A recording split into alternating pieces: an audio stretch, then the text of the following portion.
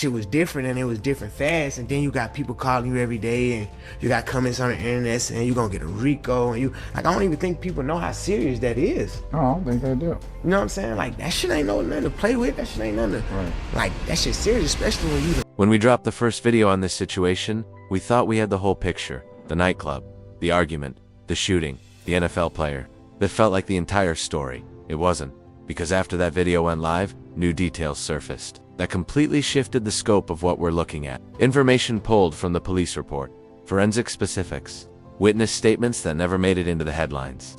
And on top of that, conversations started circulating about who Keion White is allegedly connected to and what that could mean for Lil Baby moving forward. Let me say this clearly. This isn't just a rap beef that spilled over in a nightclub anymore.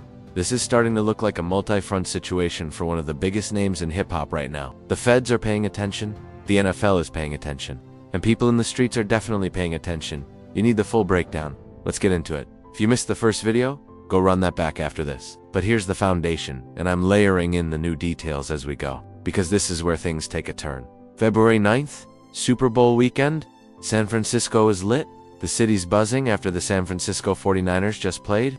The whole Bay Area is outside. Everybody who's somebody is moving that night. Keion White, defensive end for the 49ers, decides to host a private post-Super Bowl party. He locks down the downstairs section of Dia Lounge on Mission Street. His event, his section, his guest list. Now here's where it intersects. Lil Baby had performed in San Francisco that same Sunday. After the show, he and his entourage pull up to the same venue, Dia Lounge, but they're on the main floor, the public area. Music blasting, dancers, full nightlife energy. At some point, someone from Lil Baby's camp decides they want access to the private downstairs party where White is hosting. And that's when everything starts to unravel. According to reports, members of the entourage tried to enter a space they weren't invited into. White confronts them, words are exchanged. It gets heated enough that a witness reportedly went upstairs to grab management to defuse it. But before any manager makes it back down, shots ring out. One witness says 2 shots, another says 4. When it's over, Keion White is on the ground with a gunshot wound to his left leg. Officers from the San Francisco Police Department arrive around 4:06 a.m. The party hasn't fully cleared out. People are still trying to exit. White is downstairs, injured but alive. That's the surface level version. We'll push this into another category, where details from the police report that later circulated, details that raise serious questions about what actually happened in that room. Here's where it gets critical. Investigators recovered shell casings at the scene. Not 1, 2, and they weren't the same caliber.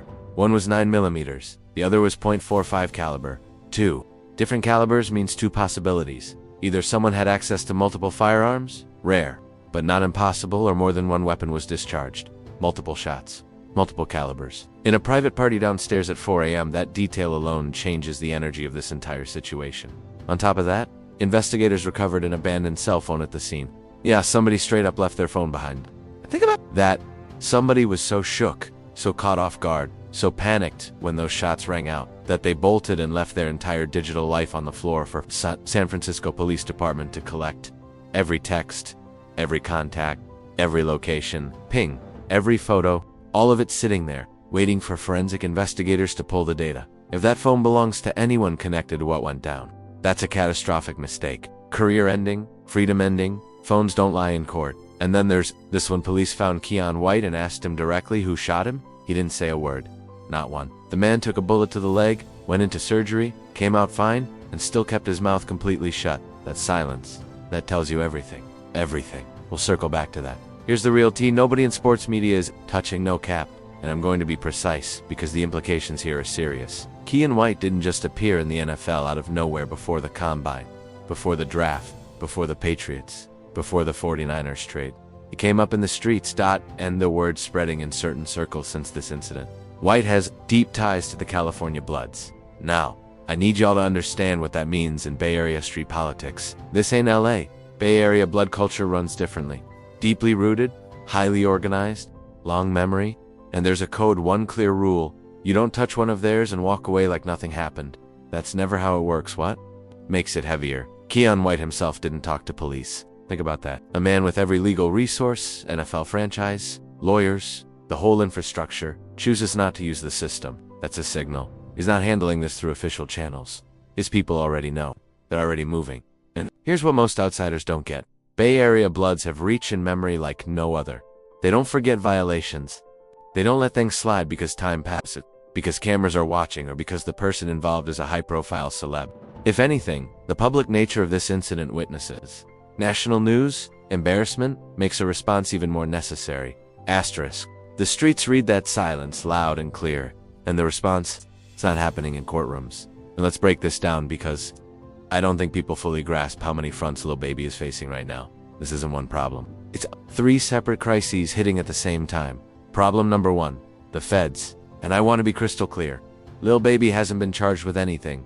He's a free man. But the federal heat that's been simmering around him for the past couple of years didn't vanish just because he rebranded his label from 4PF to Glass Window.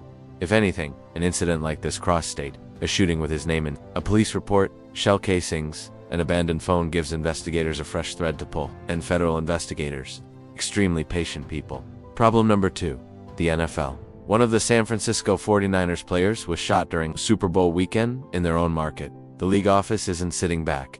Internal investigations are happening. Security audits are underway. Conversations at the ownership level about what went down and why. The NFL protects its product, its players, and incidents like this generate the kind of attention they absolutely do not want. Watch how the 49ers front office moves in the coming months. Their actions will speak volumes. Problem number 3, and this is the one that should genuinely have Lil Baby on edge, is the streets.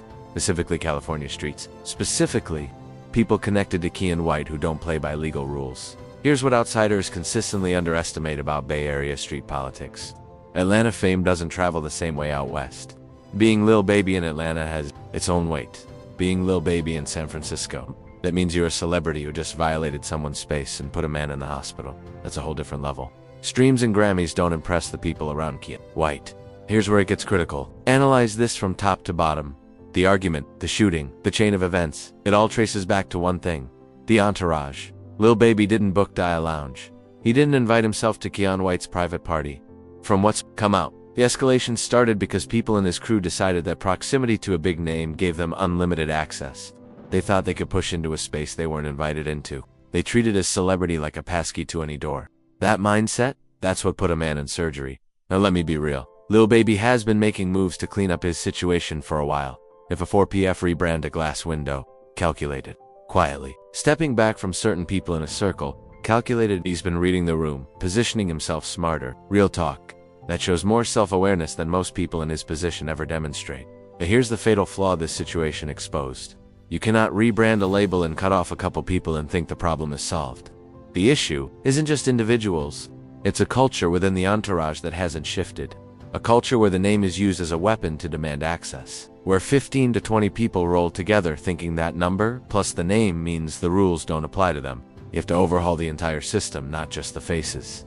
Because right now, every time Lil Baby walks into a room, it's not just his reputation on the line, it's the behavior of everyone around him, and you cannot control what you don't correct. Zoom out further. This isn't happening in isolation. If you've been watching federal prosecutions of Atlanta rap over in the past few years, this should set off alarm bells. Fulton County, Georgia, the same environment that built the YSL Ryko case against Young Thug and his circle. Pulling in multiple people from the same cultural ecosystem, using lyrics as evidence showed exactly how far prosecutors will go when targeting a hip-hop network. Lil Baby comes from that same city, era, and cultural DNA. His name has circulated in those conversations for years. Every incident, a police report, a shell casing, a witness statement, a surveillance clip becomes another thread in a potential federal tapestry. RICO cases aren't built overnight. They're built over years. Investigators collect incidents, associations, patterns, then one day, the indictment drops, and everyone acts shocked. Even though the signs were there all along.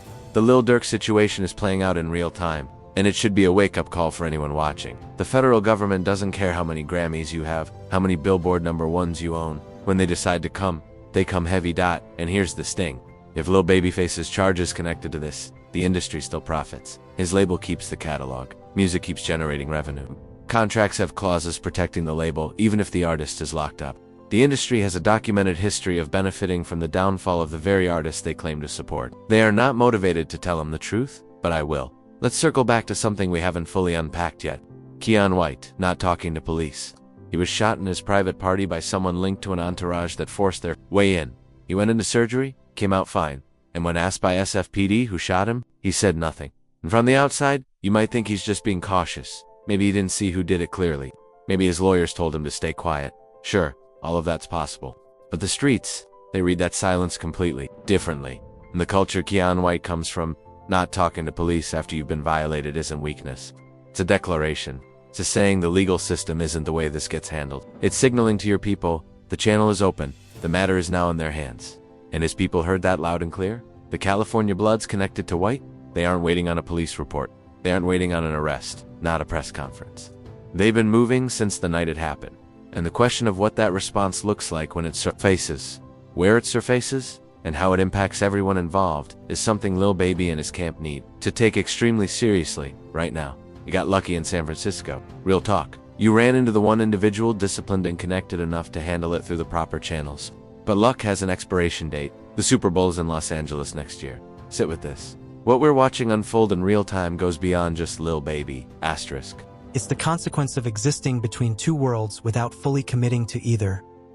Lil Baby is a Grammy-winning, Billboard-charting generational talent.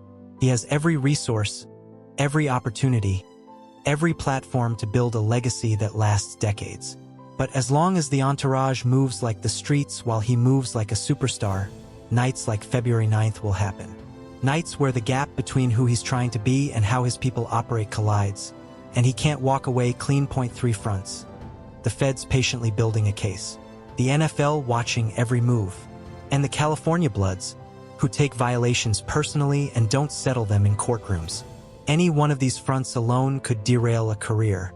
All three at the same time, that demands serious, immediate action. Not a label rebrand. Not a couple of quiet unfollows on Instagram.no. Timetable has been given for when Keion White returns to the field. The investigation is ongoing. No suspects named.